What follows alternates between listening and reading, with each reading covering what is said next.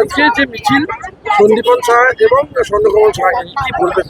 দেখুন, আম মানুষ জনতা রাস্তায় নেমেছে কেন? আমরা 2-3 দিন ধরে দেখছি সন্দীপন শাহ একদম ধোয়া তুলসী পাতা সাধু সাজার চেষ্টা করছে যে তৃণমূলে অভিষেক চোর ছিল বলে আমরা নতুন দল করেছে। আরে চোর তো গোটা এলাকায় বলছে, গোটা এলাকায় পোস্টার লেগেছে যে তুই চোর আছিস, তোর বাবা চোর।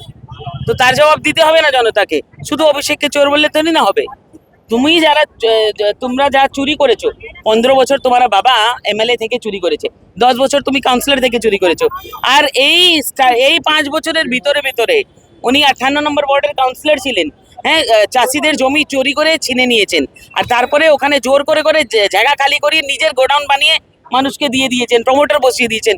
এসবের জবাব কে দেবে? সেই জন্য জনতা এসেছে যে নতুন নতুন যে ধোয়া তুলসী পাতা হয়েছে তাকে দেখতে।